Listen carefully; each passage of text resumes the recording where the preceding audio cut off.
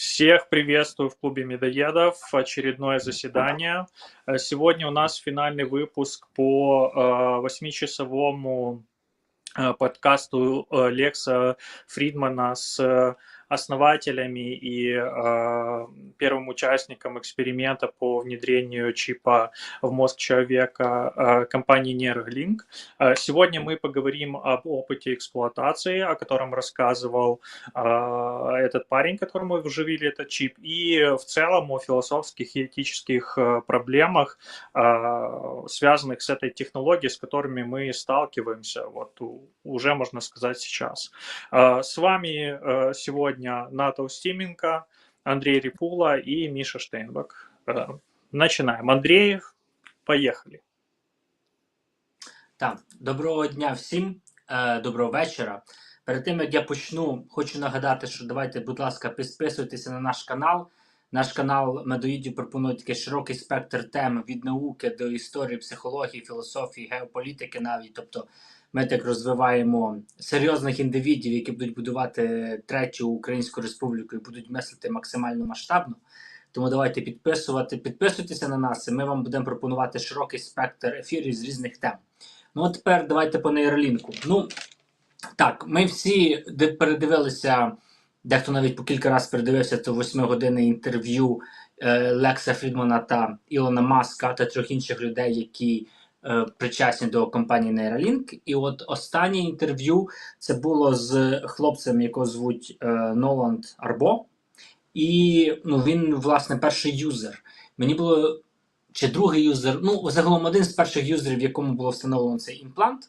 І от мені було цікаво послухати саме його, тому що, от знаєте, як коли будь-яка компанія індустріальна готує продукт, то звичайно, що Ілон Маск, як президент цієї компанії, він може хвалити з усіх сторін свій продукт, розказувати, який він гарний, який він там користь від нього може бути. Але це все теорія і маркетинг. Найважливіше завжди послухати енд-юзера, тобто кінцевого користувача. Ну і от виглядає так, що Нолан був задоволений загалом, тому що, його така важка доля спіткала, що його паралізувало під час плавання, так, і в нього абсолютно всі функції відмовили нижче шиї, але тепер він хоча б зміг контролювати Neuralink, йому надав можливість контролю хоча б якоїсь долі контролю, наприклад, комп'ютерними програмами. Але перед тим, я хочу почати з тої точки зору, як би мовити, так би як науковець. Так?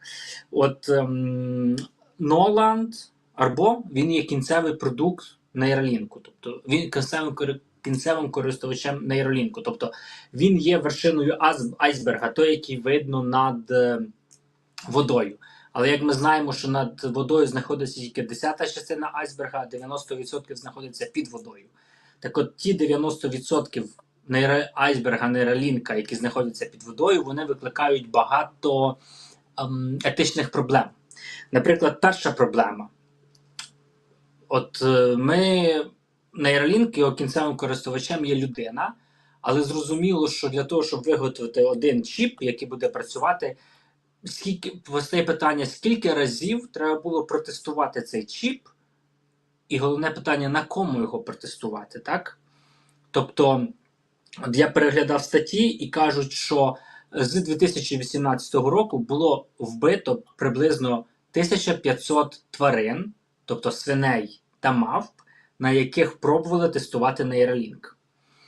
Тобто, це багато, це чи мало? І далі, тобто, свині, мавпи, яка їх цінність для життя людини? Тобто, що визначати, де межа етичності? Тобто, де ми порушуємо якісь моральні кодекси нас, людей, як біологічного виду, що ми змушуємо інші біологічні види страждати над нашими розробками. Я можу сказати так, що от ми всі знаємо, от я особисто там проводжу експерименти над бактеріями, так? От бактерії, я їх там вирощую, і далі вони в мене вмирають в моїх чашках Петрі. І чи переживаємо ми за бактерії? Мабуть, що не переживаємо. Далі ми знаємо, що там протягом вже 100 чи 200 років проводять експерименти над мишами. Там тисяча, можливо, навіть мільйони мишей вмирають в лабораторіях. Чи переживає хтось за мишей? Ну, мабуть, що не сильно переживають. А от далі, якщо ми проводимо експерименти по нейролінку, нам треба проводити експерименти по біологічних видах, які найближче підходять до людей. Ну, тобто, це, мабуть, що буде мавпа шимпанзе. Ну, над свинями теж проводили. Тобто, чи переживати нам вже за смерті мавп під час цього експерименту, чи не переживати? Тобто, де приходиться межа біологічних видів, до яких нам не варто переживати. Тобто, ну, мабуть, що про бактерії, про мишей, лабораторних бактерій, лабораторних мишей, про їхні смерті під час експериментів ми не переживаємо. А чи варто нам вже переживати про смерті шимпанзе? Тому що шимпанзе набагато ближче до людини. Тобто, де приходить ось ця межа? Етичне питання, складне питання. Ну, треба вирішувати. Це питання філософське. Таке дуже воно комплексне питання. Що я можу сказати зі своєї сторони? От, наприклад, якби б мене попросили розробити експериментальний протокол, щоб відобразити якусь етичну сторону, знаєте, я фізик-експериментатор, я люблю прописувати експериментальні протоколи. Тобто я би приписав би приблизно щось таке. Забороняється проводити експерименти нейролінк на біологічних видах, з яким може схрещуватися людина. Ну, щоб поставити от межу. От, ну, вибачте, я вже так буду, можливо, говорити зовсім на якісь такі теми, які в суспільстві не прийняті, але от людина не може розмножуватися з шимпанзе. Ну, значить, на шимпанзе можна ставити експеримент. А от якби, наприклад, у нас ще неандертальці жили на нашій планеті, людина з неандертальцями могла розмножуватися. Ну, значить, на неандертальцях не треба було б ставити цей експеримент. Тобто це я, от Андрій Репула, ставлю таку межу. От ті види, з якими людина може розмножуватися, ми не ставимо експерименти. Ті людина, з якими не може розмножуватися, ті види, які людина не розмножується, ми експерименти можемо ставити.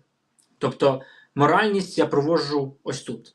Але далі, ну знову ж таки, ми проводимо експерименти. Ну, нехай ми вирішили, що на шимпанзе експерименти проводити можна, бо людина з ними не розмножується. Але знову ж таки, постає питання, скільки шимпанзе нам треба вбити, щоб правильно організувати продукт. Я сподіваюся, що YouTube не заблокує це відео, але ну, я просто хочу сказати, добре, зроблю такий, трошки в сторону відійду, що от розумієте, коли триває розробка якогось наукового винаходу, то всі наукові винаходи, вони робляться на осліп. Ну, грубо кажучи, в нас є мета, наша уява задає мету, тобто ми знаємо, що ми хочемо встановити нейролінк, так? У нас є мета. Тепер, як дістатися до цієї мети, ми поняття не маємо. І нам треба випробувати всі можливі експериментальні методи. Наприклад, є 50 експериментальних методів, і 49 з них не працює, тільки один працює. І нам виходить так, що нам треба всі 50 експериментів проробити, щоб визначити, що буде працювати, що не буде працювати. Так от, виходить так, тобто постає питання, яка ціна неудачного експерименту? От ми знаємо, що треба зробити 50 експериментів, так, Міша? Андрей, я бы тебя тут поправил, да, по-моему, немножко некорректная постановка вопроса, потому что когда ставят ученые эксперименты на шимпанзе, у них же нет цели убить шимпанзе, чтобы что-то там. Ні, так, то есть... немає, я згоден, але така річ, що якщо, от ми знаємо, що в нас є так конфігураційний простір з 50 експериментів. Я закончу мысль, поэтому я бы твой вопрос переформулировал в виде, сколько шимпанзе должно умереть, или мы там как бы допускаем, что они умрут в ходе этих экспериментов. Я згоден. Я до цього підводив якраз. Значить, дивись, ми, наприклад, знаємо, що в нас є конфігураційний простір з 50 експериментів, і 49 з цих експериментів точно будуть неудачними. Значить, постає питання, яка ціна неудачного експерименту?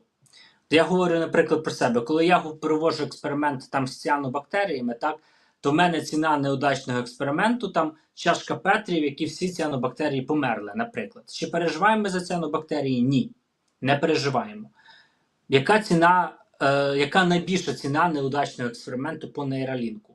Ну, мабуть, що смерть шимпанзе.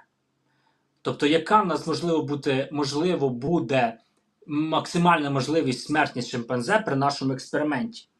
Значить, відкриті дані нейролінку вказують, що померло 1500 тварин, і свиней, і шимпанзе під час цих експериментів. Я пропоную встановити таку межу. От ми знаємо, що в загальному, давайте прирівняємо шимпанзе в цьому випадку до людей, і ми знаємо, що смертність людини становить в рік 8 людей на 1000 людей. Це така смертність, 8 смертей на 1000 людей. Це така в нас середня смертність на планеті Земля. Ну, тобто, давайте тоді встановимо ось такий от ліміт на експерименти по нейролінку. Якщо вмирає більше, ніж 8 шимпанзе з 1000, наприклад, то тоді нам експерименти по нейролінку, треба експерименти по нейролінку проводити, зважаючи на таку умову. Тепер, що хоче Ілон Маск? Ілон Маск хоче все дуже швидко, і тут і зараз, грубо кажучи. Але біологія так не працює. Ми прив'язані до біологічних процесів, і ми не можемо йти швидше за них. А от деякі репорти кажуть, що Ілон Маск він змушував працювати набагато швидше, і це якісь неперевірені експерименти були пророблені, і це дуже багато непотрібних смертей тварин спричинило. Тобто ось така полягає ще одна така етична проблема, що якщо ми виросли в цій біосфері, біосфера накладає на нас умову, що має вмирати 8 мавп з 1000, то, мабуть, що коли ми проводимо експерименти по нейролінку, треба цієї умови теж притримуватися. Тобто, якщо підсумувати, то якщо ми говоримо про експерименти над живими істотами, то я вводив би два таких критерії. Не проводити експерименти над біологічними видами, які прямо не можуть розмножуватися з людьми, це перша умова. Друга умова – не проводити експерименти, які провокують більше, ніж 8 смертей з 1000 шимпанзе чи свиней, які є на планеті Земля. Які ваші думки, які ваші інші є зауваження до інших етичних норм? Вам слово, Ната, Міша. Дивіться, мені здається, що ми трішки почали вже з якихось деталей, ми одразу почали з конкретики. Давайте я зроблю невеличкий вступ і скажу пару слів, в принципі, щоб ми зрозуміли, що рамка дуже широка. Тобто нейролінк, ми його можемо розглядати не лише в контексті етики, тому що етика – це вже філософія практична. Ми його можемо розглядати в тому сенсі, наприклад, на рівні навіть онтології. Тому що таке техніка? Техніка – це утвердження людського буття, тому що техніка як явище, вона практикується лише людиною, бо тварина живе у світі природи, а людина живе в тому світі, який вона створила. Створила з допомогою техніки. І технікою вона цей світ розширює. Вона його розширює до якоїсь там межі, яку вона сама собі задає, або яку вона сама собі може уявити на якийсь там даний часовий проміжок. Отако.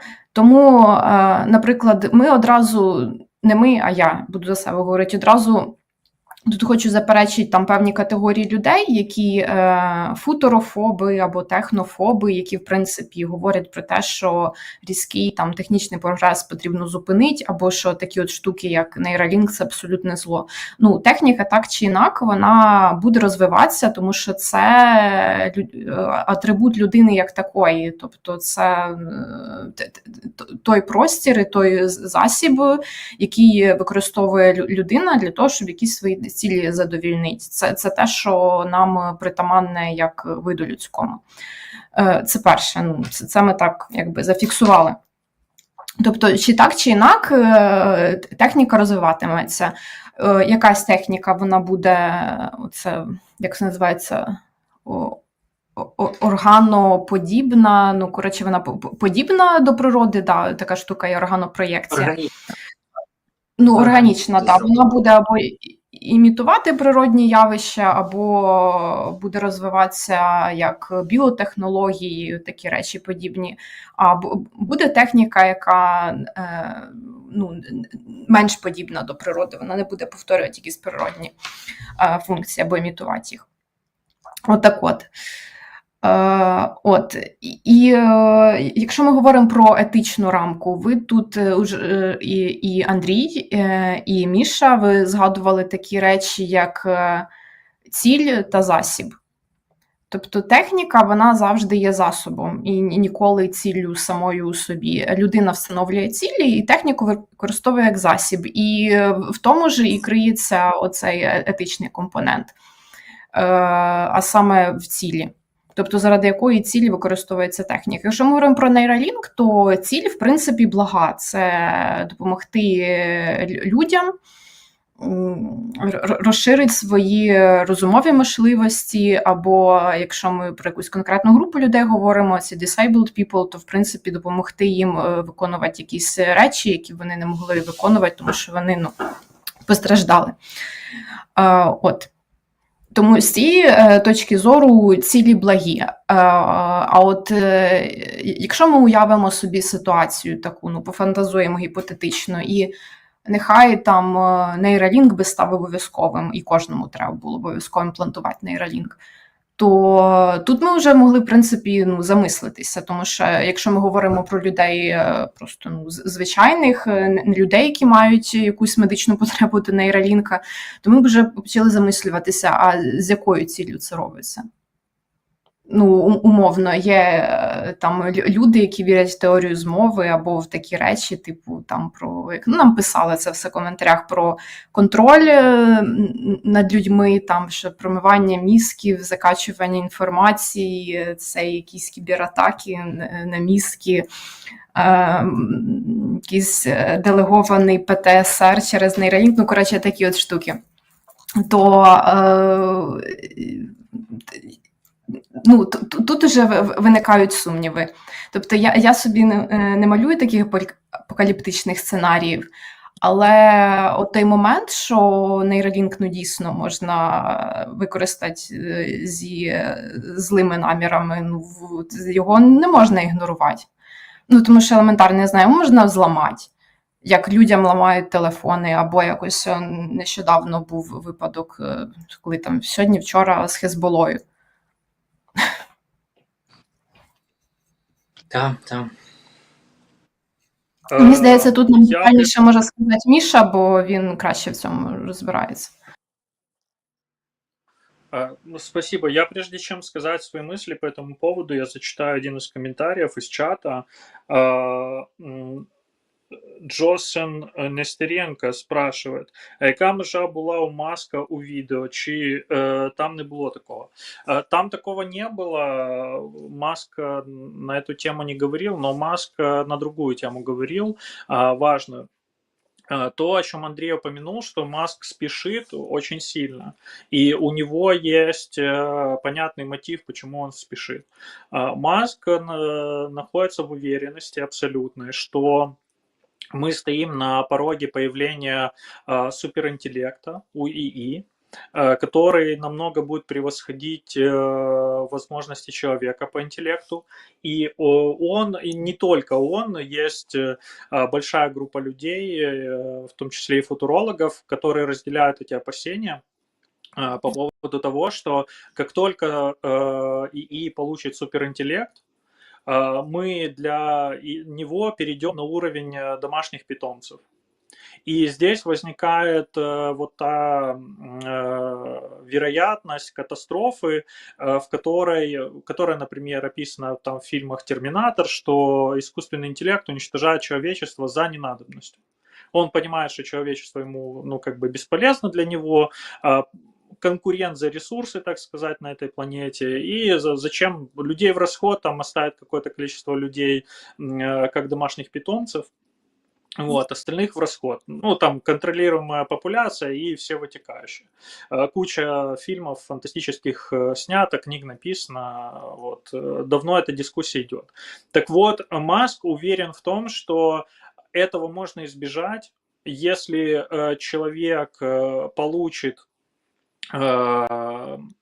нейроинтерфейс с большой пропускной способностью, который позволит нашему мозгу слиться с искусственным интеллектом.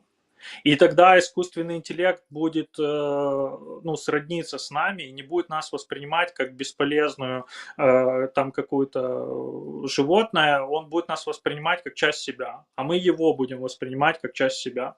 Да, и там отсюда выходят все эти концепции про BrainNet, когда люди смогут через интернет делиться мыслями, вместе думать, не обсуждать, а именно вместе думать над решением каких-то проблем и так далее.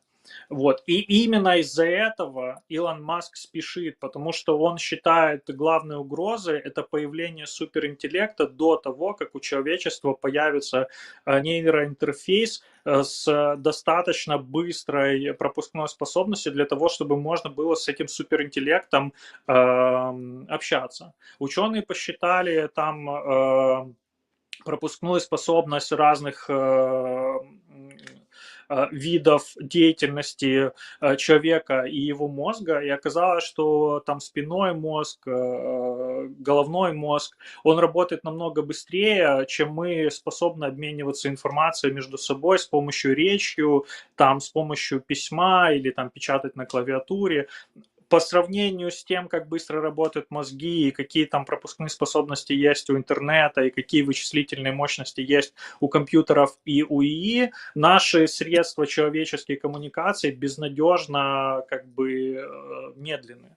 И именно поэтому он спешит. Что до вот этой этической проблемы, которую поднял Андрей.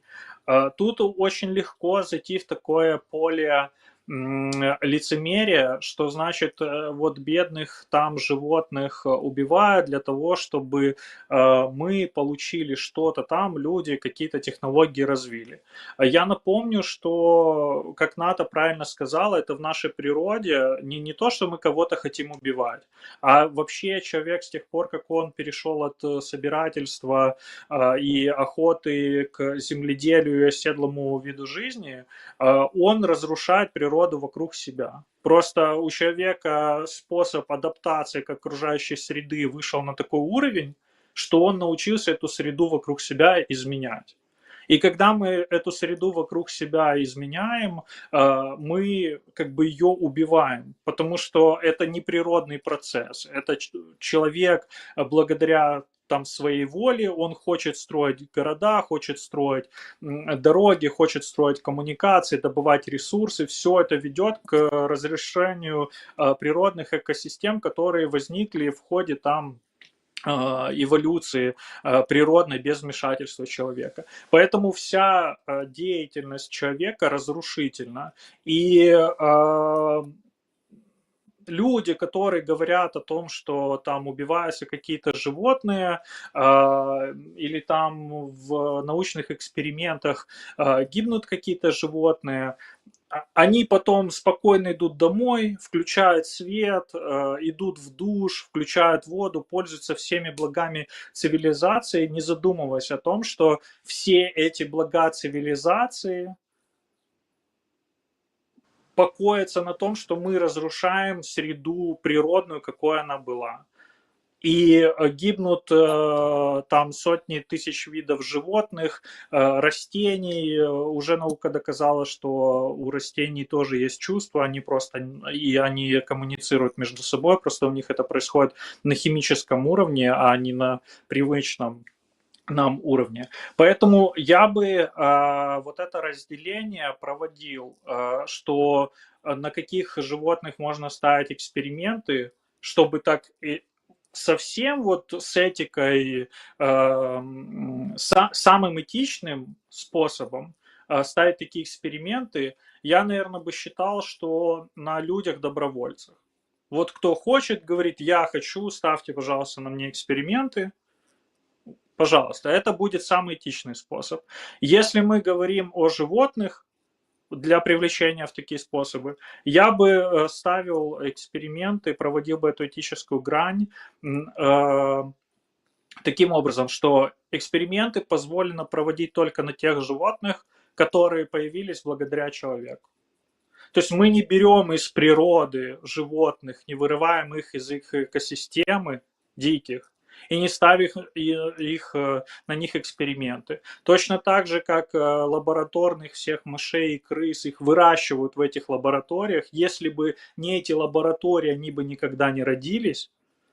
И потом на них ставят эксперименты, часть из них в этих экспериментах гибнет. Точно так же всех остальных животных, если человек их специально выращивает для вот этих экспериментов, то, ну, как бы мы им жизнь дали, если в ходе этих экспериментов они эту жизнь утратят, хотя бы они получили эту жизнь благодаря нам. Я понимаю, что это уже мы заходим немножко в игру там в Бога, да, но еще раз повторяю, самый этичный с точки зрения там каких-то высоких пониманий способ это был бы ставить эксперименты на людях-добровольцах, но это не всегда возможно.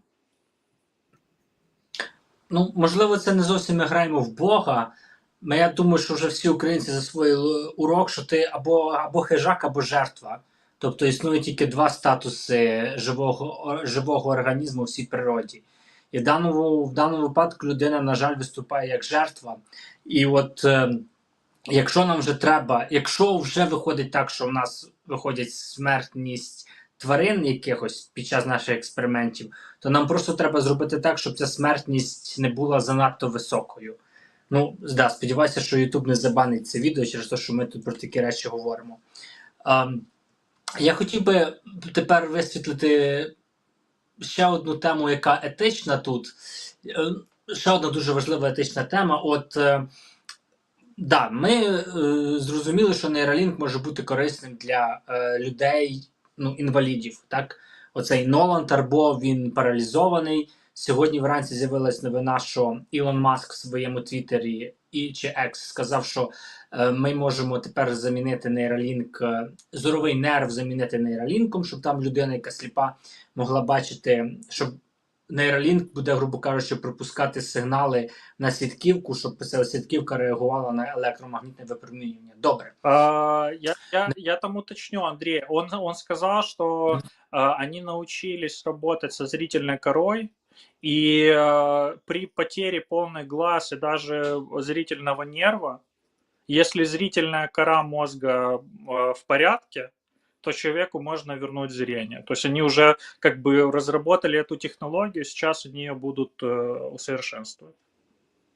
Ну от, чудово, бачите, це подкаст був записаний місяць назад, там CEO говорив, що вони на стадії розробки, але бачите, зараз Ілон Маск це вже заанонсував. Ну, мабуть, що Ілон Маск заставляв там всіх людей працювати 22 години на добу, щоб все вийшло. Ну, добре, така річ.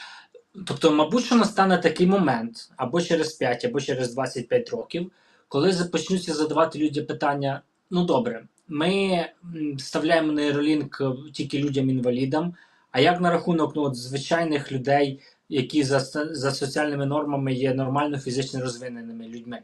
Як ми їм будемо вставляти нейролінк? Бо що до цього порогу ми колись дійдемо. І тут виникає питання. Тут треба або всім людям на планеті Земля вставити абсолютно однакові нейролінки, щоб всі люди були в рівних умовах. Бо інакше, якщо ми вставимо нейролінки частині людей, а частині не ставимо, то тоді зникає головна рушійна сила біологічної еволюції, тобто конкурентність. Як людина чи група людей виростає і становиться краще. Вона конкурує з іншими групами, і внаслідок цієї конкуренції там людина набуває необхідних навичок, щоб виживати. Тепер, якщо ми вставляємо нейролінк якійсь частині людей, тобто не всім, а частині людям, відповідно, ми порушуємо фундаментальний принцип природи, фундаментальний принцип біологічної еволюції, ту, яку вивів Чарльз Дарвін, що еволюція відбувається за рахунок селективності. Тобто виживають види, які там або найрозумніші, або найсильніші, або найспритніші. Тепер, якщо ми ставимо нейролінк частині людей, то ми цей принцип руйнуємо. Як з цим поступати? Ну, це питання, я думаю, що це питання такого рівня, що треба, мабуть, створювати от таку концепцію, про яку Дацюк говорить, треба створювати все чоловічество.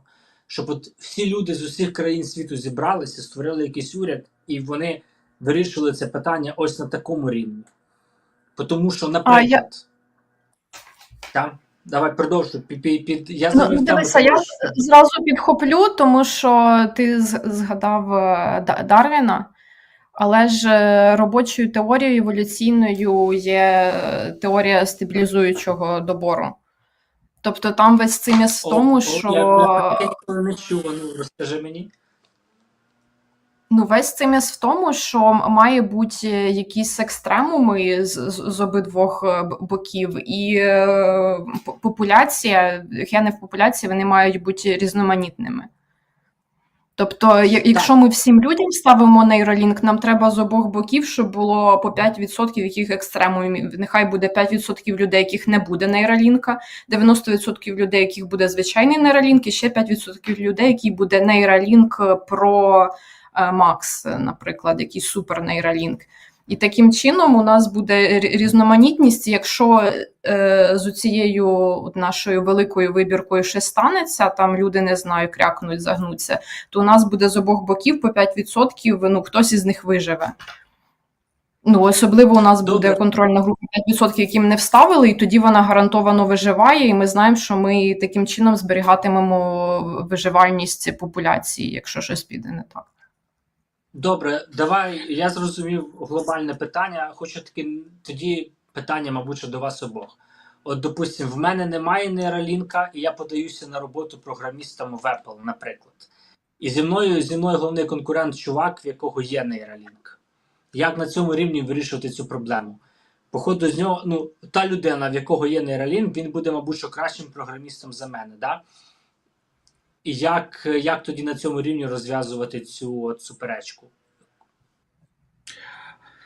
Можно я первым отвечу? Смотри, это разговор, я сейчас аллегорию сделаю такую. То же самое, представляем ситуацию, только нейролинк заменяем на смартфон. И вот ты приходишь на собеседование в Apple, и тебя спрашивают, у тебя есть смартфон или нет? Но никто тебя на собеседовании про это спрашивать не будет, потому что когда эти технологии нейроинтерфейсов станут действительно массовыми, они нам заменят смартфоны и компьютеры. И вот там Маск в этом интервью говорил, что сейчас человек с компьютером может то, чего там 30 лет назад не могли там 10 человек с калькулятором. И эти гаджеты нам супер поднимают продуктивность, особенно в высокоинтеллектуальных задачах, в интеллектуальном труде. Поэтому это просто будет вот инструмент другого порядка, который ты можешь использовать. И тебя могут спросить на интервью, так как ты в резюме там пишешь, каким софтом ты, например, владеешь, да, и это для какой-то работы может быть важно. Тебя могут там ставить в резюме, у тебя есть это или нет. То есть на стадии резюме ты уже указываешь, у тебя есть нейроинтерфейс или нету нейроинтерфейса, и ты в требованиях на вакансию будешь сразу это видеть. Но на интервью, я думаю, тебя никто об этом спрашивать не будет. Або вони, роботодавець, маю на увазі, він може розглядати нейролінк як типу твій робочий інструмент. І тебе можуть запитати, чи готовий ти поставити собі нейролінк чи ні. Як людям видають там лептопи і телефони робочі, на роботі, і це нормально, щоб ти своїм не користувався. То так само буде з нейролінком. Тобто це технічний засіб. Так, Андрій. Добре. Я зрозумів про це. Ви мене добре. Поки що я переконаний. Хочу задати ще одне питання. От ми зараз тестуємо нейролінк там Ноланду ставили, зараз ще комусь ставимо. Тобто всього є зараз 2 людини з нейролінком, так? Але є таке поняття в бізнесі, так як скейлінг, так? Тобто масштабування.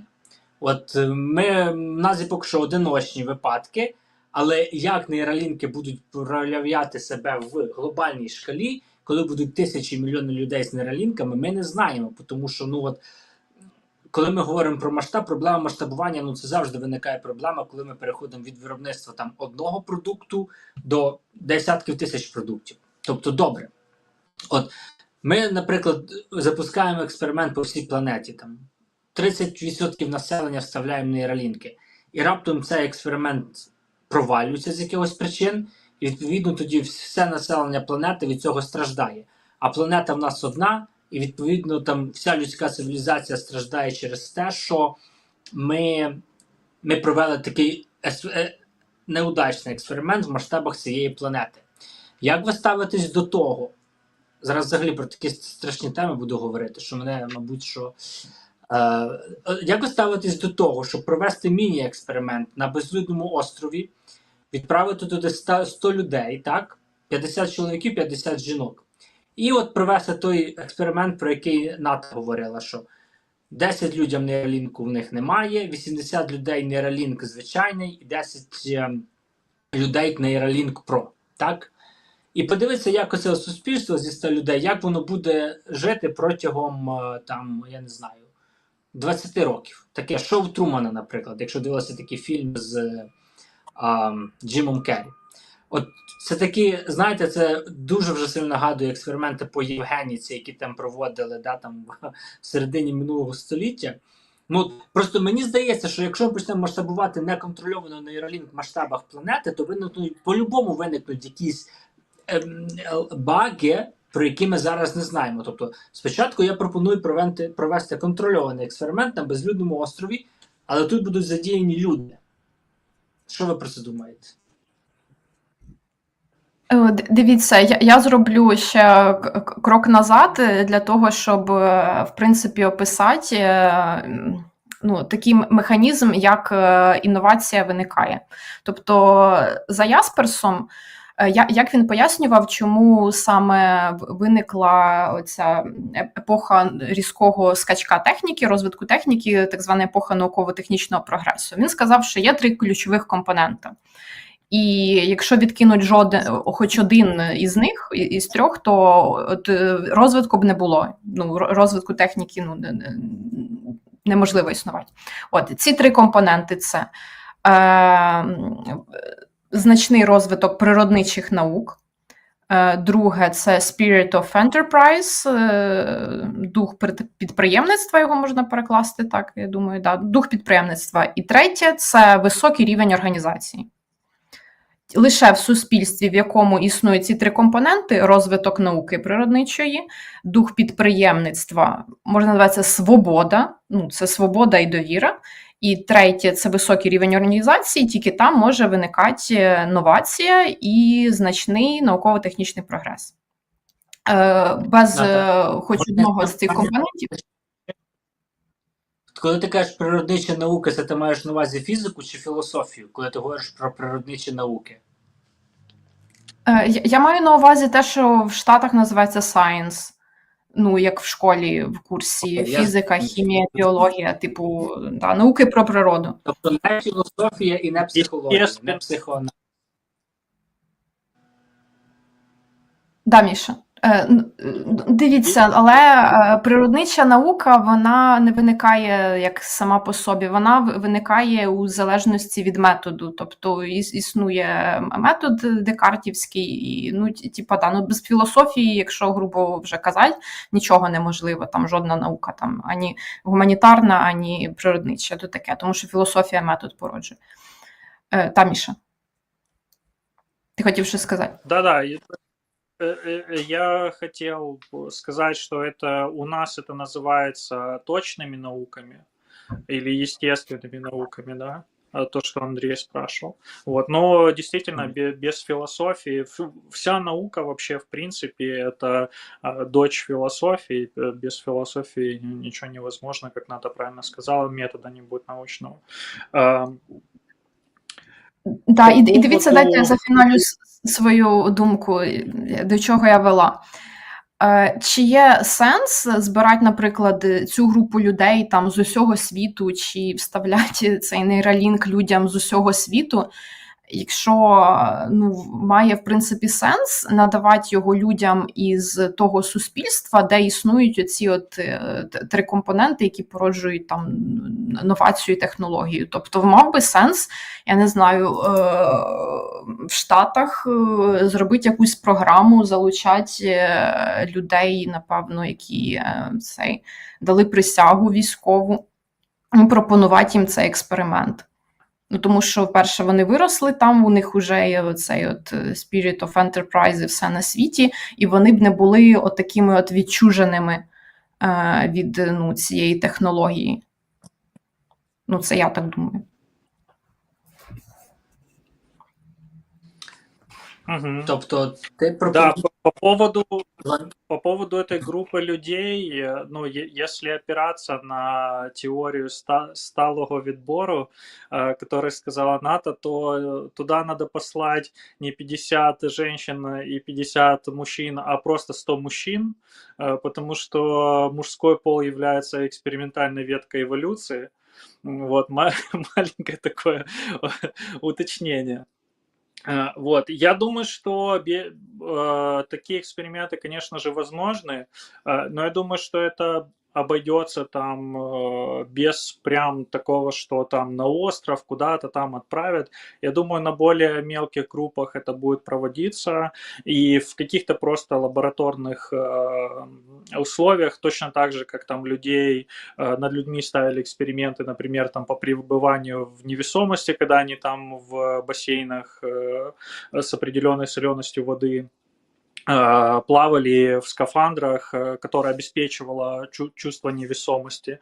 Плюс там есть эти знаменитые психологические эксперименты, я забыл там название, в Стэнфорде проводили, когда группу людей закрывали в импровизированной тюрьме, делили их там напополам, и одна половина была заключенными, а другая надзирателями, и исследовали, какие отношения между ними установятся. Вот, поэтому я думаю, что такие эксперименты будут ставиться, но они скорее будут более такими социально-психологическими, чем прям вот непосредственно естественно-научными, потому что естественно-научные эксперименты ставятся сейчас. Neuralink не одна компания, которая работает над этой технологией, есть там большая группа других компаний, которые над этим работают, каждая работает в какой-то своей области, и специфика Neuralink заключается в том, что у них главная цель их разработки, их технологии, это как раз создать нейроинтерфейс. Потому что другие компании работают там над другими проблемами. Кто-то разрабатывает экзоскелеты, которые позволят парализованным людям вернуть подвижность. Кто-то работает над восстановлением подвижности парализованных конечностей без вот этого механического экзоскелета, дополнения, просто чтобы обойти поврежденные нервы и передавать сигналы из мозга к конечностям и обратно с тактильных рецепторов. И, то есть уже эксперименты в этой области идут полным ходом. И если вот этот первый парень, Нолан, он там играл в какие-то такие компьютерные игры, там типа цивилизации, там в Диабло, по-моему, он играл, там, где не нужно как бы большого задействования моторной системы мозга, то второй человек, который с чипом Neuralink, которому второму внедрили, вот недавно было опубликовано, что он играет в Counter-Strike. Counter-Strike это более, это шутер от первого лица, командная игра, в которой там скорость реакции и моторика более задействована, потому что тебе нужно двигать не просто курсором на экране, тут он у тебя в виде прицела, тебе еще и нужно двигаться самому по карте, вертеть головой туда-сюда, перемещаться вперед-назад, вправо-влево, то есть там уже моторика больше задействована, и Маск же о чем говорил, что вот в плане вот этого рассмотрения проблемы пропускной способности, он еще говорил, что мы сможем нормальный интерфейс получить для взаимодействия там, с компьютерами и с искусственным интеллектом, когда этот нейролинк, чип сможет обрабатывать сигналы с миллиона нейронов. А сейчас это там 1000 или несколько тысяч. Мы в предыдущем выпуске говорили о том, что сейчас они находятся на фазе там, внедрения 3-5 тысяч вот этих электродов, которые в мозг вживляются. Кстати, я пропустил там, когда пересматривал, интересный момент, то, что 85% вот этих электродов, которые вживили в мозг, они были отторгнуты мозгом. То есть мозг их сам как бы исторг из себя. И это, кстати, тоже проблема. И как демонстрация силы природы, да, что даже вот такие вещи может исторгать из себя. Да, следующая там у них итерация, это будет там 15-16 тысяч электродов. И так они постепенно будут наращивать эти мощности, плюс они еще работают над проблемой пропускной способности Bluetooth, потому что Bluetooth там не позволяет много данных через себя пропускать. То есть я думаю, что главные эксперименты пока будут ставиться именно в этих областях, потому что вот о тех экспериментах, о которых вы с Натой говорили, о том, что нам там нужно посмотреть, как это будет на массах людей работать, это уже стадия, когда эта технология разработана до того, что ее можно сделать массовой. Пока там только первые шаги в этих технологиях ставятся, и там разные футурологи разные сроки называют, но это минимум 10 лет. Кто-то говорит это 30 лет, кто-то говорит 50 лет, кто-то говорит к концу столетия эта технология может стать более-менее массовой. И вот когда она уже будет, грубо говоря, внедряться, производиться и внедряться в промышленных масштабах, тогда можно будет говорить о массових експериментах. Ну, це не забороняє в філософській думці зараз вже починати продумувати сценарії, тому що ну, це, так би мовити, буде новий поштовх до ну, я такий з філософії дилетант, але там було, я мислю, значить, я існую, а тепер в мене нейролінк, я супер існую, мабуть, що ще якось тепер по-інакше можна буде це перефразувати. До речі, ще у вас є якісь доповнення? Бо я хотів би ще поговорити про армію, як це може застосовуватися у війську, якщо вам про це цікаво. От, наприклад, що зараз нейролінк, він розвивається в США, так? І от, мабуть, що військові до цієї технології мають, вони про це знають набагато більше, ніж широкі маси, так? І чи справедливо це буде до інших країн, що, от, наприклад, армія США буде мати цей нейролінк, солдатів з нейролінком, умовно, і що це буде просто надавати якусь перевагу в потенційних війнах майбутнього. Чи хочете ви цієї теми торкнутися, чи хочете про щось друге поговорити? Ну, давайте про це поговоримо, тому що ми згадували вже. Да. Я дополню, закончу предыдущую тему, дополню мысль Наты о том, что вот мы говорили, как это может выглядеть и какие-то может проблемы вызвать, и там как влияние прогресса сказывается там вообще в принципе на рисках каких-то катастроф там или неприятностей, которые эти технологии могут принести. И я тут просто хочу суммировать и закончить эту мысль тем, что большинство технологий, в первую очередь, я говорил тоже на прошлых выпусках об этом, в первую очередь обкатываются всегда военными, про что мы сейчас поговорим, и используются в военной сфере.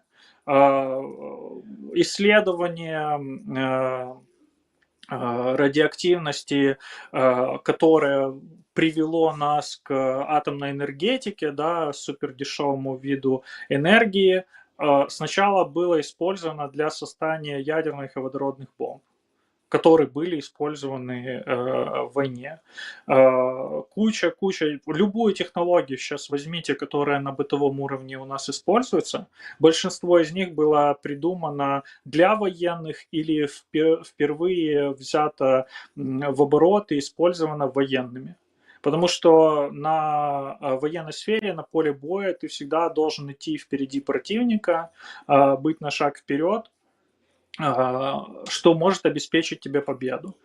Причем сейчас на там даже вот войне, которая в Украине идет, видно, что технологически сложные виды вооружений не всегда являются наиболее эффективными, потому что они дорогие в производстве, и их при потере очень сложно заменять.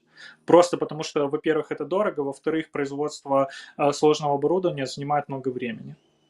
Но развитие технологий приводит к созданию каких-то новых видов вооружений, более простых, дешевых и более эффективных, чем было до сих пор. Например, ударные дроны на вооружении армии США находятся уже лет 20, наверное, как они применялись там в Ираке, в Афганистане. Вот эти дроны, я забыл, как они называются, которые большие, которые с дистанционным управлением.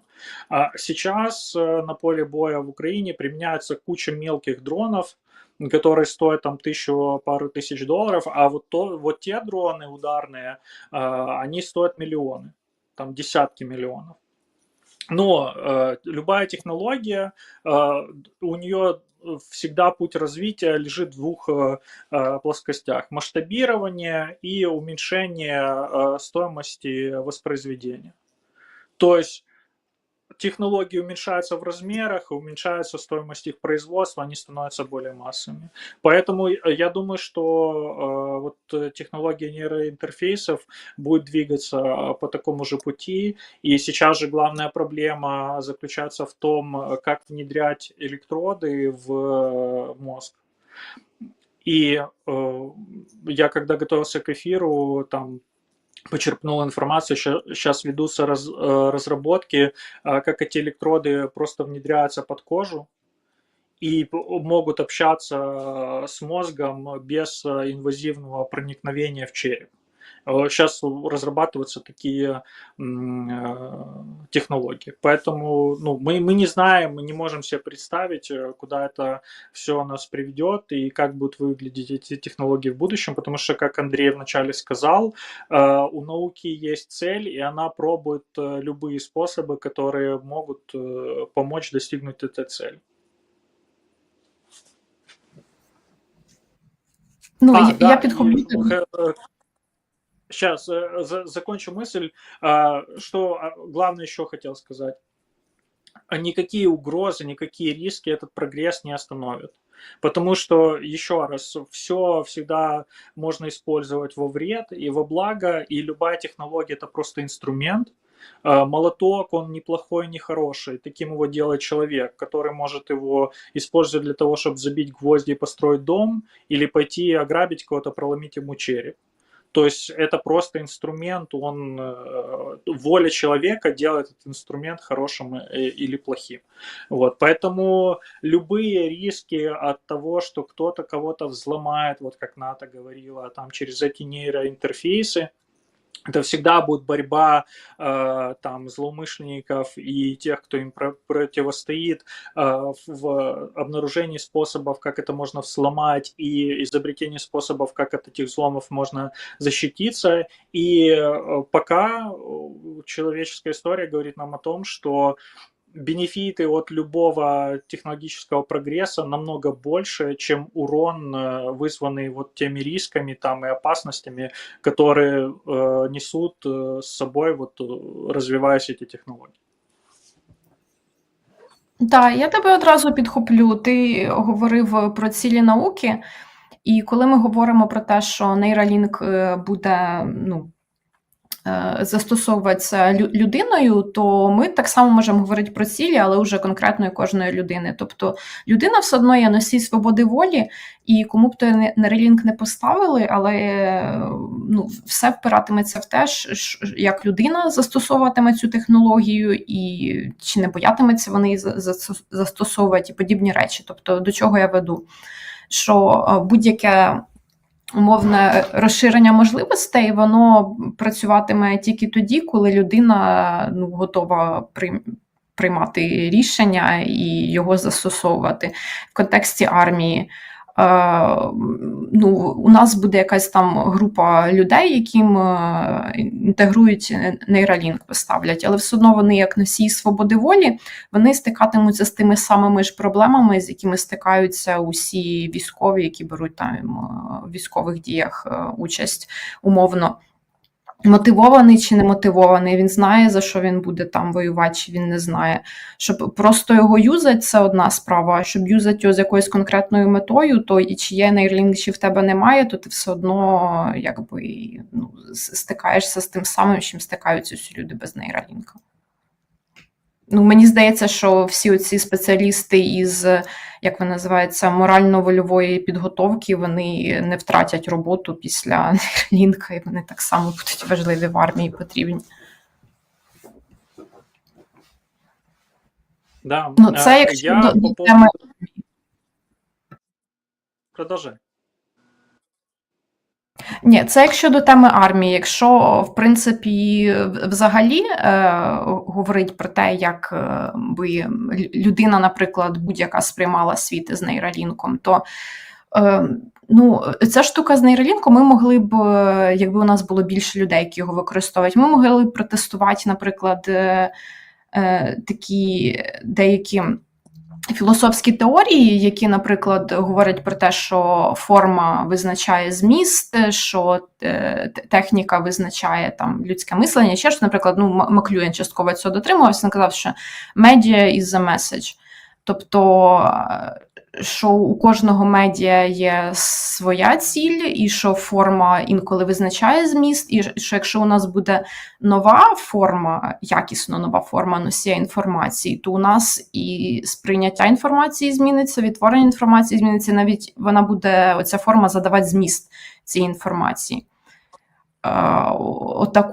Це буде типу щось, я не знаю, як на рівні того, як колись, як поява інтернету.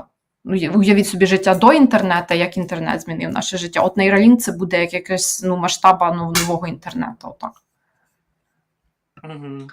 Да, и там же еще Тим Урбан брал интервью у Илона Маска и у людей из Нейролинка, и он там, кстати, задавал эти вопросы тоже, похожие вопросы.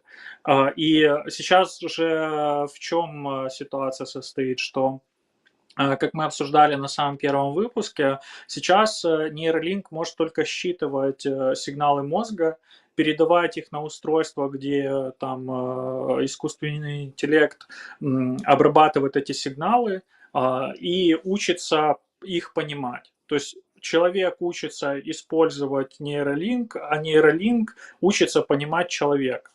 То, о чем мы сейчас говорим, это уже следующая стадия, которая подразумевает, что связь будет двухсторонней. Человек сможет не только передавать сигналы из мозга, он сможет получать сигналы в мозг. И это означает появление диджитал-телепатии. Сейчас она однонаправленная, человек с помощью мысли может двигать там курсором, либо там бегать в контре, стрелять хедшоты. Когда она будет двухсторонней, то мы сможем напрямую обмениваться чувствами, восприятиями, знаниями. И мы сейчас слабо очень можем себе это представить, потому что мы как люди обычно руководствуемся своим жизненным чувственным опытом, и то, что мы не испытывали, нам очень сложно представить.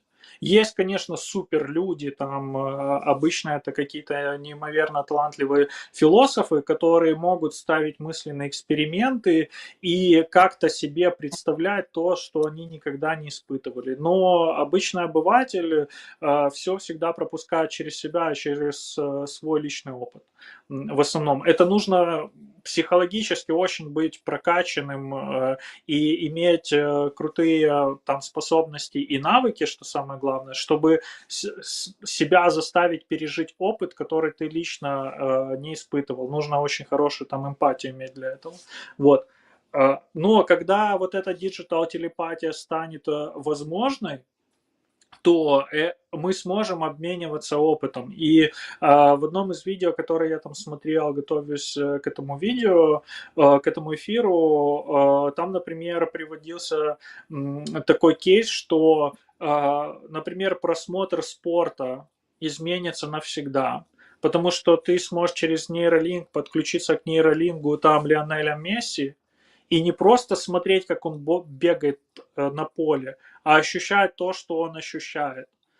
Причем на уровне там поднятия тестостерона, учащенного дыхания, сердцебиения, и видеть его глазами, вот как он видит игру. То есть непосредственно не находясь там, человек сможет принимать участие в футбольном матче, принимая там чувства и переживания, которые там Лионель Месси испытывает.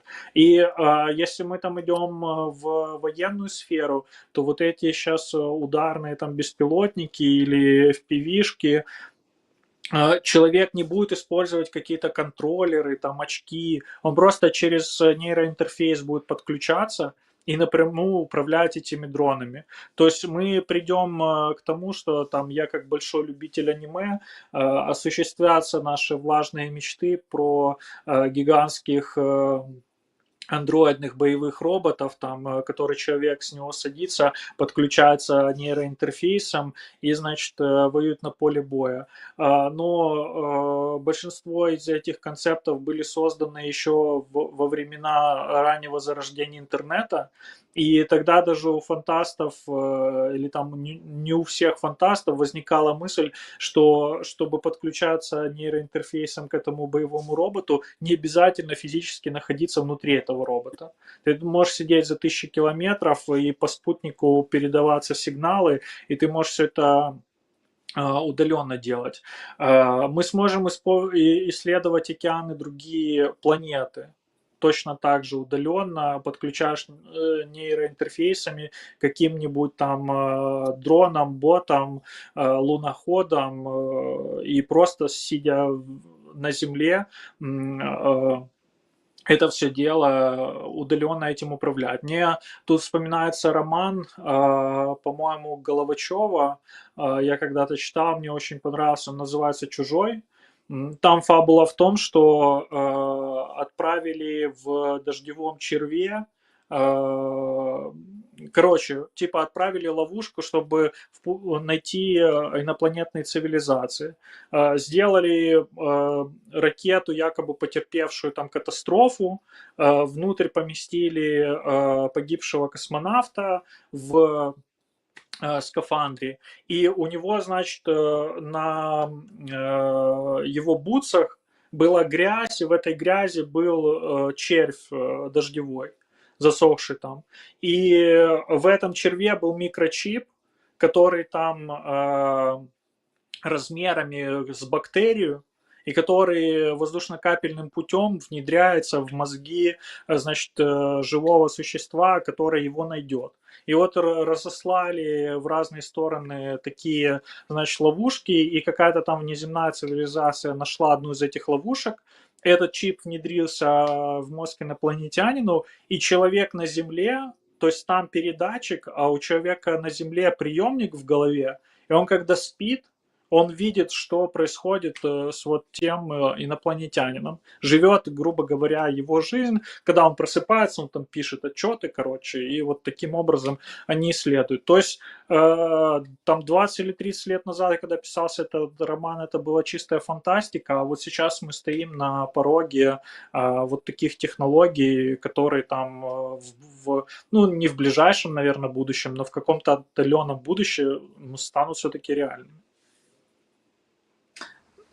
Да, і я хочу доповнити останній така етичний принцип великий, який я хотів би обговорити сьогодні. От Міша згадував там про Ліонеля Месі, або про те, як ми будемо дивитися на світ очима інопланетянина. Так тут же ще одна дуже велика етична дилема. Як тоді на рахунок приватності думок?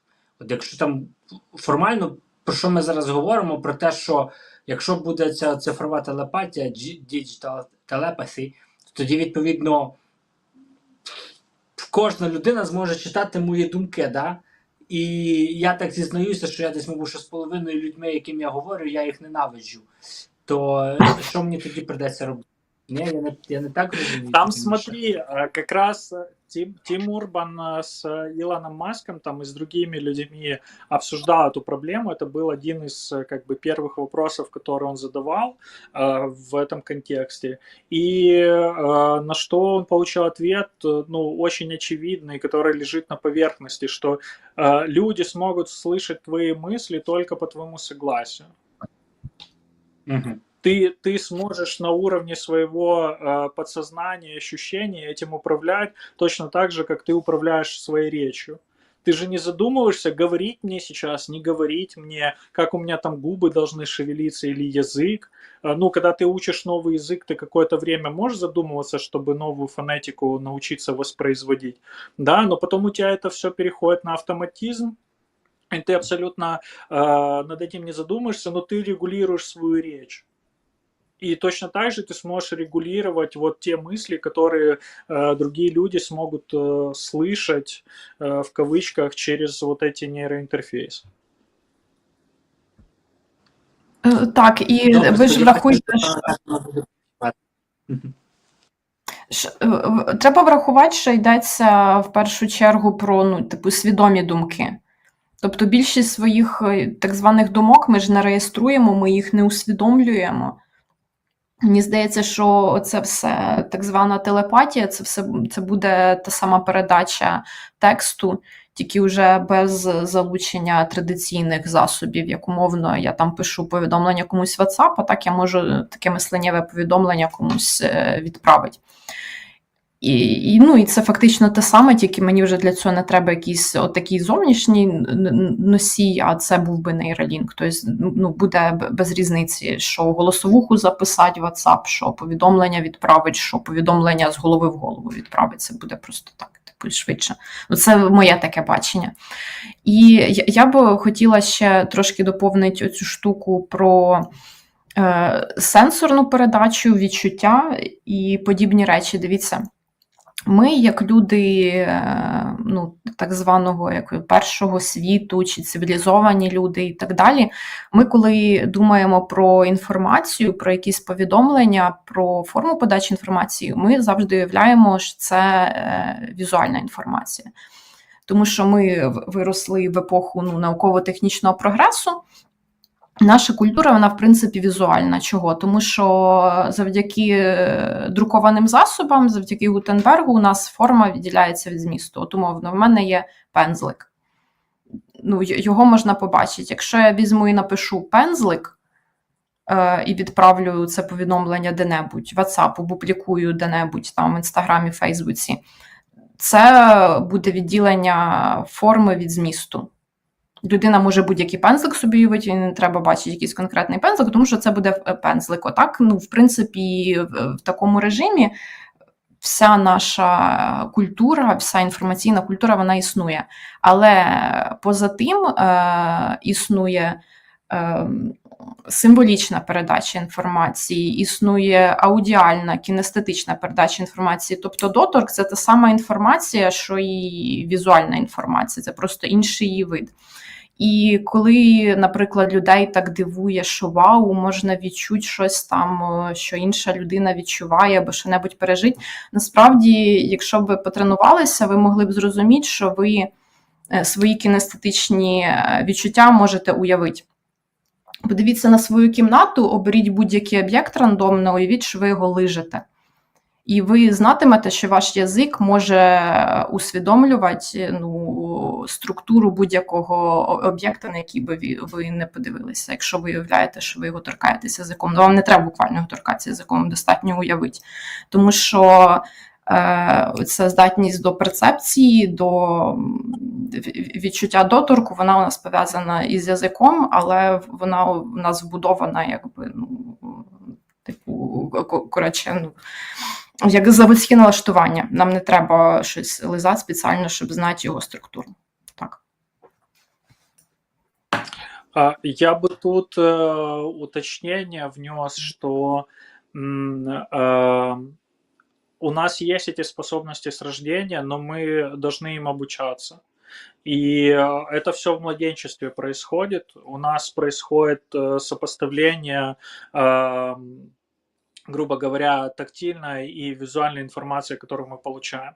И есть эксперименты, которые доказывают, что это результат чувственного опыта, потому что если человек там с рождения был слепым, а потом получил зрение, глядя на яблоко и щупая яблоко, он не может соотнести, что это одно и то же.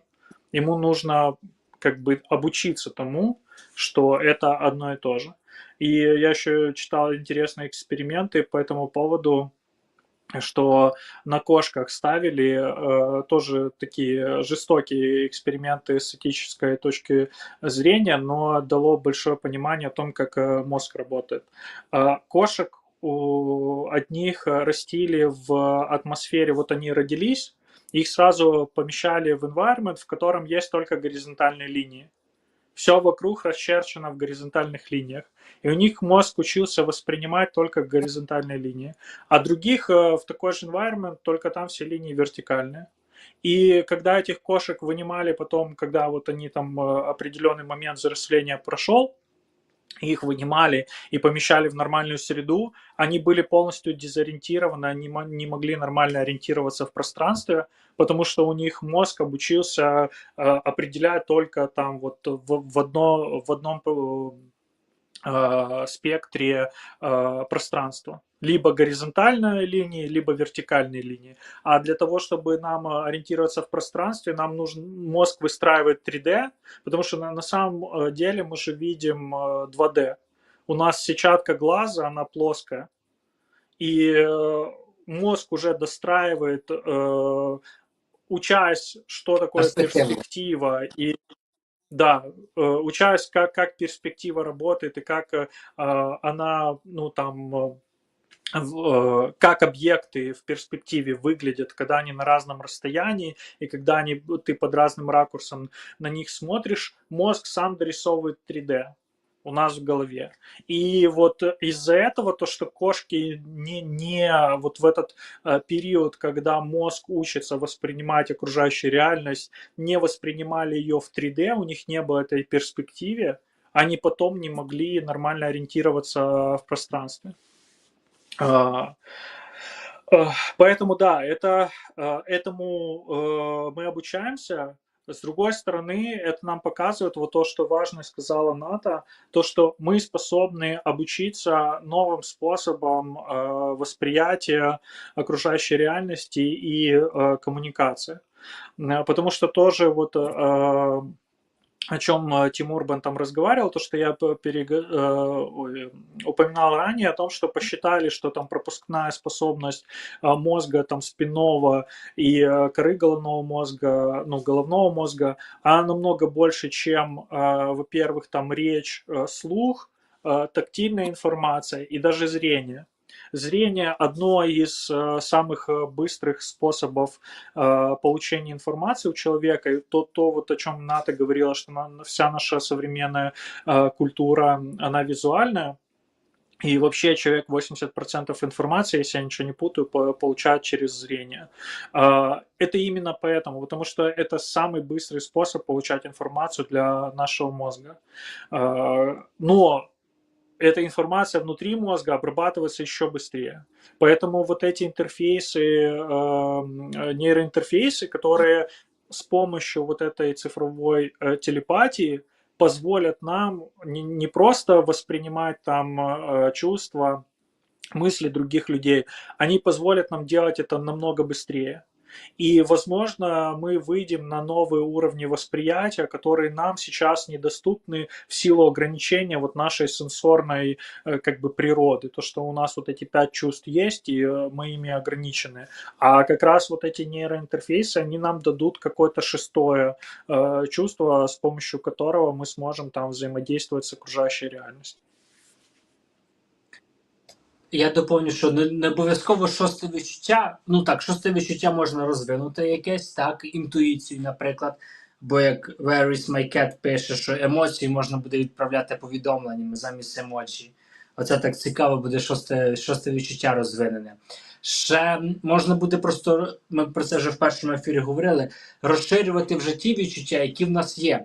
От сьогодні, коли Ілон Маск анонсував своє відкриття позору, не так, анонсував то, що Neuralink розширюється на зір.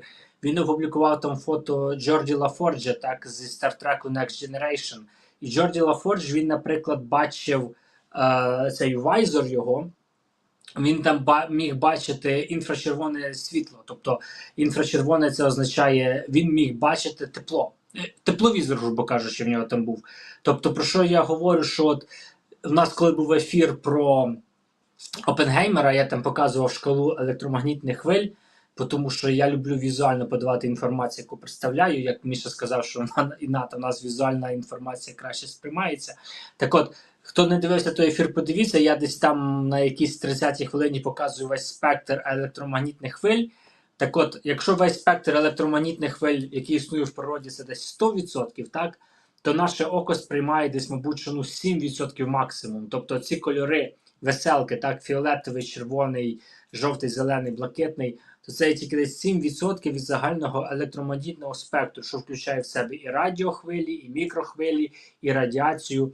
Тобто, уявити, що буде, як взагалі зміниться наше світосприйняття, якщо наш нейролінк буде бачити, наприклад, рентгенівські промені, що ми будемо бачити наскрізь людину, або так, зараз я дивлюся на об'єкт звичайним зором, а зараз переключаюся на рентгенівське світло. Тобто це змінить нашу людську цивілізацію до таких стандартів, про яких ми ж навіть уявити навіть і не можемо. І я от думаю, що це от розширення наших відчуттів, це буде майже рівноцінно виходу в космос. Так? От вихід в космос – це якесь таке от максимальне масштабне завдання нашої цивілізації. Так от вихід beyond our biology, тобто вихід за нашу стандартну біологію, це таке ж великий виклик перед цивілізацією, так само, як і вихід в космос. І я вважаю, що нам ці виклики треба буде всьому людству, треба буде об'єднатися в якийсь велике всесвітній уряд, щоб от просто обговорити і зрозуміти, як користуватися цими відкриттями. Я перепрошую, мені вже скоро треба буде йти. Ви, мабуть, що можете продовжити це без мене, якщо хочете. Я просто хочу зі своєї сторони підсумувати, що так, нейролінк ми можемо боятися. Я роблю 3 тези, підсумовую, і далі я можу пропасти. Нейролінк може бути шкідливим чи небезпечним, але, як і більшість наукових відкриттів, на нейролінку має бути така задача, що він має бути корисним для більшості людей протягом більшість випадків. Тобто так, десь там він може бути небезпечним, інколи він може бути небезпечним, але якщо для більшості людей він буде працювати позитивно більшість часу, то це добре. І ще далі 2 основні критерії, які я вважаю накладати треба на нейролінк. Якщо він буде сприяти експансії нашому біологічному виду, тобто виходу в космос, і буде сприяти виживанню нашому біологічному виду, тобто збільшить тривалість чи інтенсивність життя, то так, це тоді відкриття, яке нам треба буде користуватися.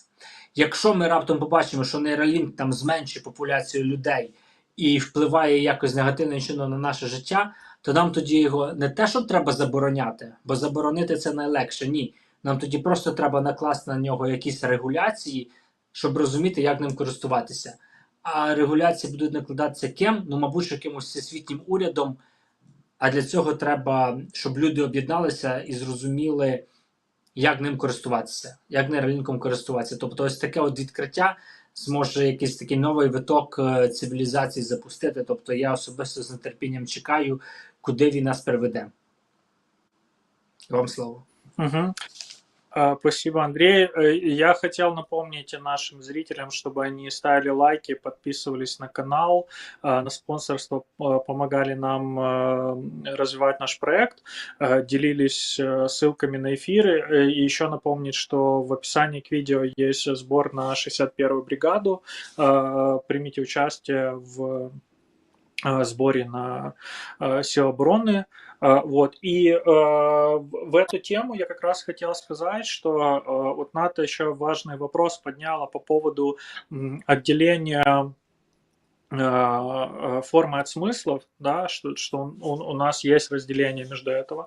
И там, например, Тимур Бан тоже рассматривал это в том же интервью там, с Илоном Маском и с другими ребятами из нейролинка в плане коммуникации, что почему в первую очередь это будет прорыв именно в коммуникации, а ни в чем-либо, ни в какой-то другой там отрасли. Потому что вот речь, когда мы общаемся, каждое слово, вообще весь словарь, вокабуляр, который мы используем, это символическая система, где под каждое слово зашит какой-то смысл. И вот то, что я говорил, что ученые посчитали, что скорость обработки информации мозгами, она намного больше, чем речь. По сути, речь – это компрессия, это сжатие данных. Говоря слово там «эволюция», я сжимаю огромный смысл в одно слово, и если мой собеседник в теме, он этот смысл считывает. Но если человек не в теме, то для него это просто пустой звук, он не понимает, о чем я говорю, и у нас проблема в коммуникации возникает. Через нейролинк мы сможем обмениваться смыслами напрямую, минуя вот эту компрессию, сжатие данных в виде обличения в словарную форму этой информации. И вот это в первую очередь будет грандиозным прорывом в коммуникации между людьми. Ну, так, як я вже сказала, мені здається, це буде масштабу нового інтернету. Тому що комунікація може змінитися настільки, що ми просто дивлячись, оглядаючись назад, будемо не уявляти, як ми могли до того спілкуватися по-інакшому. І що нам ці всі, не знаю, смартфони і інші приблуди здаватимуться якимись просто костелями, які нам і не потрібні були, якісь, виглядатимуть невдало, як, не знаю, як зараз ми дивимося на старі калькулятори або щось таке, або взагалі рахівницю. Ще гірше. Єдине, що може, або не те, щоб додати гостринки, може для того, щоб поставити 3 крапки і розуміти, що це тема не вичерпана, я б ще згадала те, що якби нейролінк міг би примінятися в деспотичних державах, тому що у нас є там яскраво виражені такі тенденції до контролю населення, наприклад, в Китаї, там інших подібних державах. І якби це все можна було регулювати в сенсі того, щоб не розповсюджувати ці технології і отак от. Тому що це питання залишається відкритим. Отак от думати, що всі бажають добра і бобра, це трохи наївно. Угу. Я еще хотел, знаешь, что надо затронуть? Вот Таня Гукала тут пишет в комментариях, вспомнила «Всечеловечество», да, вот про которое Дацюк говорит. Я сейчас книгу начал его читать, наконец-то добрался до нее. И как раз вот эта прорывная технология коммуникации нейролинка, она вот эти философские концепты как раз сможет сделать реальностью. Потому что у нас, во-первых, пропадут языковые барьеры, из-за того, что мы напрямую сможем обмениваться мыслями, смыслами, нашими переживаниями, да, мы сможем подключаться к какой-то общей сети, где это все будет вариться, там черпать знания оттуда. Там есть разные степени, как футурологи это видят. Первая степень – это то, что я там смогу себе загружать информацию. То есть я формирую запрос, как в чат GPT, например, или в Google, отправляю его и получаю оттуда ответ. Вторая стадия – это будет как только сформирован запрос, у меня сразу появляется эта информация, этот ответ. Третья стадия – это мне даже не приходится формировать запрос, как только там я начинаю об этом думать, у меня уже возникает эта информация в голове, даже если ее изначально не было, там я черпаю это просто из вот этого BrainNet, да, и оно как будто часть моих воспоминаний, как будто часть моих знаний, хотя я только что это почерпнул оттуда. И четвертая стадия – это когда эта информация настолько сложной и глубокой сможет ко мне попадать в голову напрямую из этого брейннета, что это будет равнозначно тому, что я загружаю книгу себе в голову и сразу готов, то есть я ее сразу понимаю, мне не надо какое-то длительное время на обработку информации, которая в этой книге, я готов ее цитировать, там, обсуждать, и, то есть она уже вот в моем воспринятом опыте находится. И это как раз открывает двери для вот возможности то, о чем говорит Дацюк в плане там всечеловечества, то есть планетарной цивилизации. Ну как, по моему убеждению, мы уже живем в рамках одной планетарной цивилизации, просто эта цивилизация делится на окумены разных культур. Потому что у нас там есть восточные культуры, европейские культуры, там африканские культуры, американские культуры. В цивилизационном плане с начала глобализма, там, который стартовал в эпоху великих географических открытий, и последние там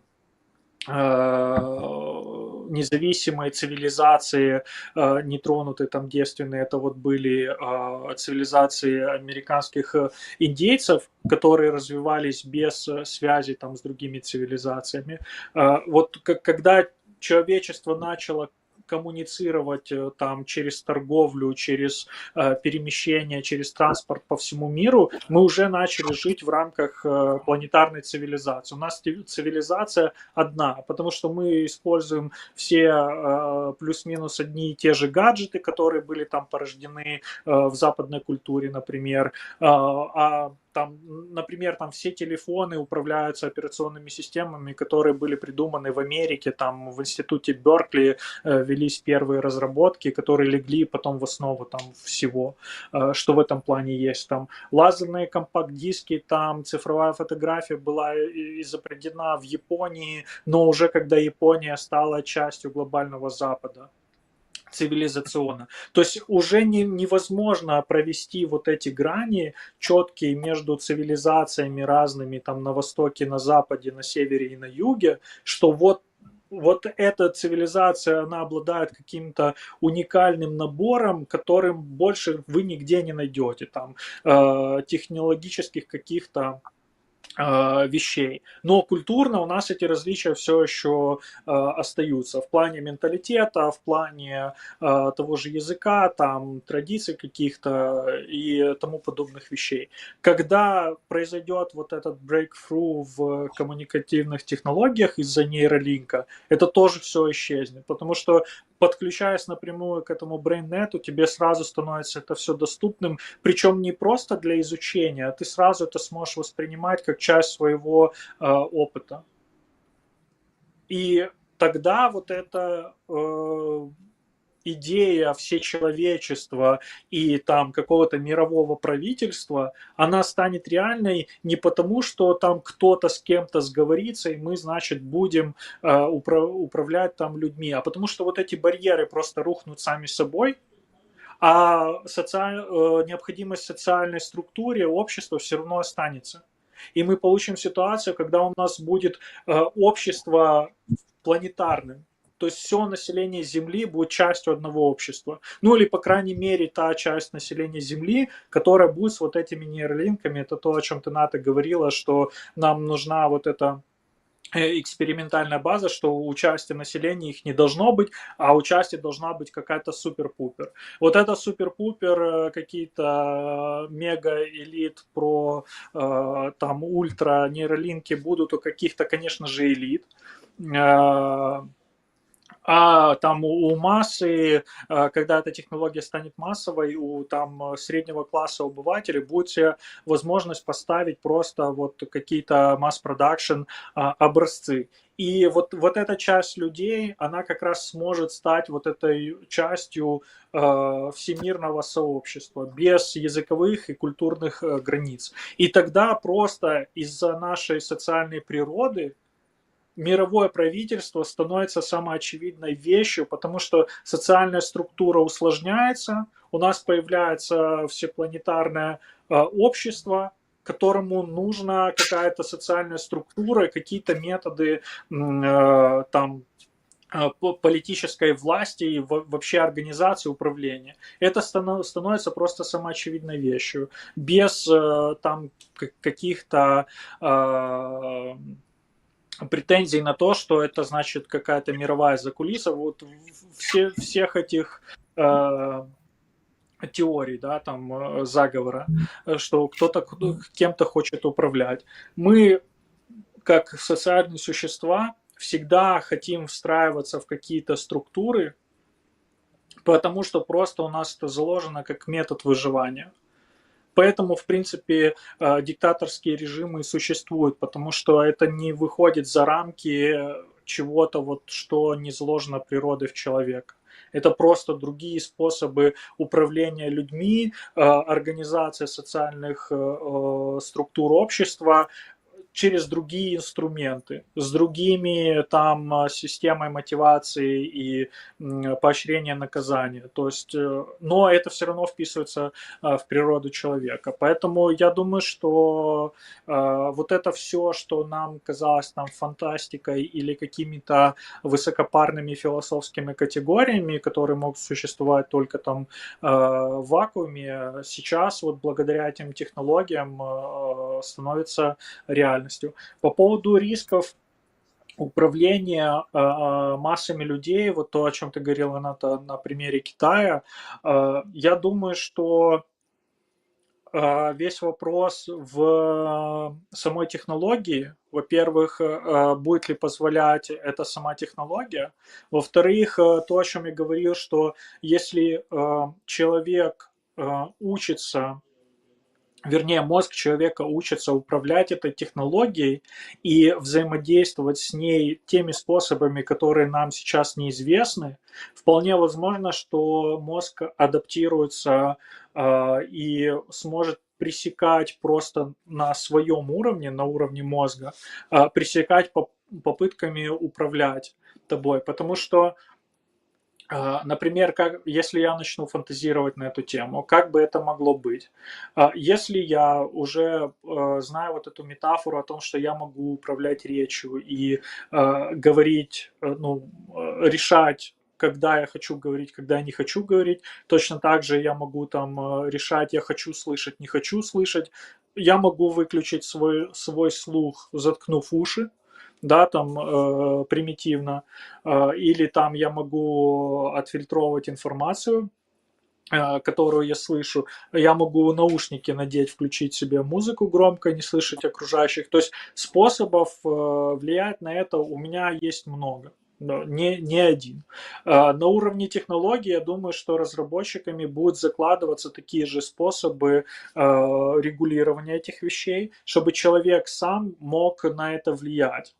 Просто как вот такой предохранитель против вот тех рисков, о которых ты, Ната, говорила. И, например, как может происходить такое управление? Мне в мозги может закачиваться какая-то информация, на основе которой я потом буду принимать свои решения. Да? И так как я говорил перед этим, что у нас будет такая стадия, что у меня будет доступ ко всей информации сразу, которая хранится вот в этом NetBrain, ну, грубо говоря, в интернете, то получается, что правительству Китая придется вот этот, как они ограничивают интернет сейчас у себя в стране, у них есть мощный этот китайский фаервол и цензура, да, что они какую-то информацию в своем куске интернета, они ее блокируют, чтобы люди, не владея этой информацией, там, не принимали каких-то определенных решений, не думали про какие-то проблемы. То есть им это придется делать на уровне вот этого брейннета. Но если я напрямую связан с мозгами миллионов людей по всему миру, как они это будут реализовывать, большой вопрос. Возможно ли это реализовать? Наверное, какой-то способ найдется.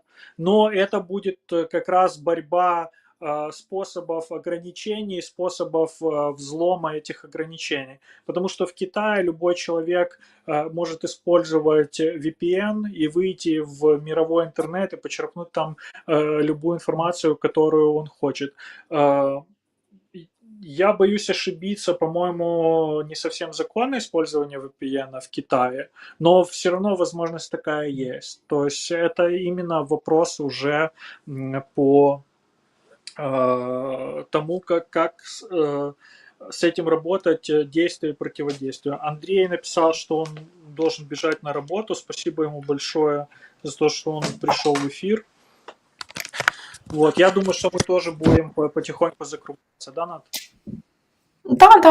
Так. Я можу лише додати, як комент і фоллоуап на те, що ти сказав. Дивися, я загалом погоджуюся, і ти говорив в основному про розсудкове мислення. Тому що вся та інформація, яку ми будемо сприймати і відтворювати через так званий цей брейннет, чи якась там, не знаю, от Таня згадує в чаті про ноосферу, можна сказати, що така проявлена ноосфера свідомого, а не несвідомого. Ми цим всім користуватимемося на рівні розсудку, на рівні, це інколи називають глузд, розсудкове мислення, тобто це таке інструментальне, неглибоке мислення, тому що уявімо, я користуюся інтернетом, в мене, в принципі, в теорії є доступ, ну, не до всього, ну, там, майже до всього, що створила людська цивілізація. Але для того, аби створити якусь новацію, цього недостатньо, бо я можу обробити якусь інформацію, її сприйняла, і все на тому. Я не пережила цю інформацію як свій особистий досвід, я не розробила її своєю, і я не придумала щось нове. А уже вищий рівень мислення, це мислення на рівні ума, тому що є слово ум в українській мові теж, воно вже передбачає якісь, креативність, якусь додану вартість до тої інформації, яку ми сприймаємо. І це все одно буде індивідуалізовано і залежно від людини. І плюс, я думаю, що мовне питання, воно частково вирішиться, частково у нас будуть якісь моменти, нюанси, тому що є багато мов, які дуже символічні, особливо всі мови, у яких є іерогліфи. Плюс є такі мови, як китайська, там, де значення слова залежить від того, як воно вимовляється. Не що говориться формальне значення, а як вимовляється, тому що там, якщо різні тони застосовувати, буде зовсім інше значення слова. У них дуже аудіальна мова і дуже аудіальна культура через то. Это как в английском часто значение слова меняется от контекста, в котором оно используется, а у них вот по-другому это. Так, ти маєш рацію.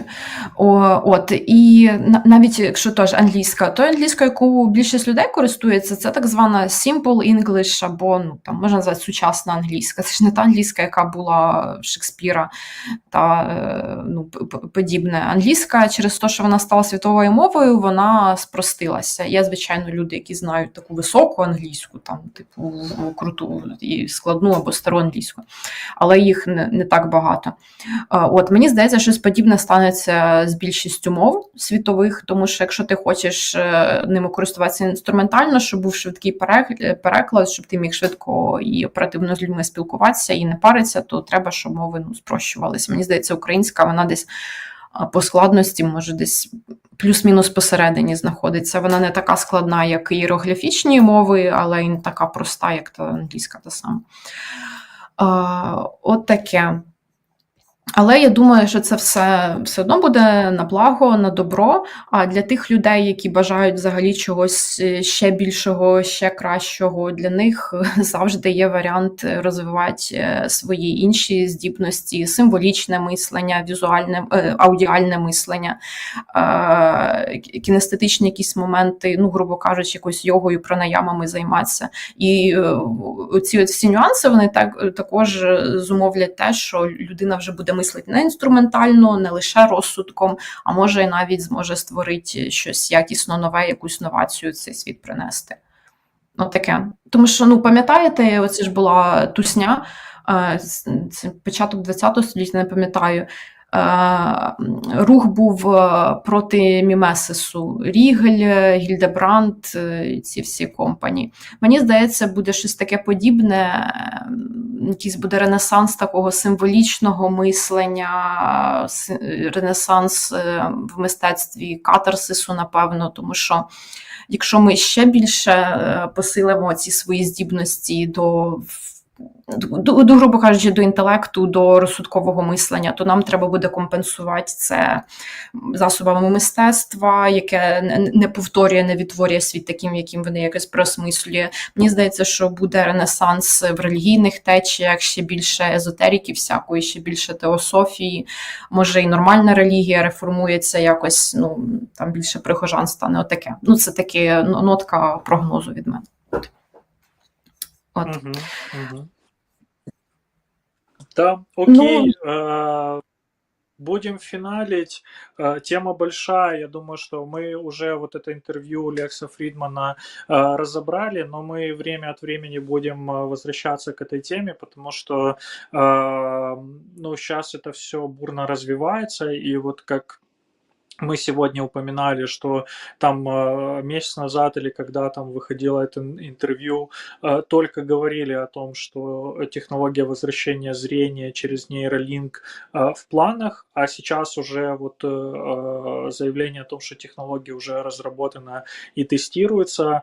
Так что мы будем возвращаться и обозревать, что в этом поле происходит. Поэтому подписывайтесь на канал, чтобы не пропустить следующее видео по этой теме. Еще раз просьба поставить лайк, подписаться на спонсорство по возможности и в первую очередь поучаствовать в сборе на силы обороны. Вся информация в описании. Спасибо вам, что вы уделили время. Спасибо, Ната. Спасибо Андрею заочно, что потратили время на этот эфир. И увидимся с вами в следующих эфирах. Несите мед.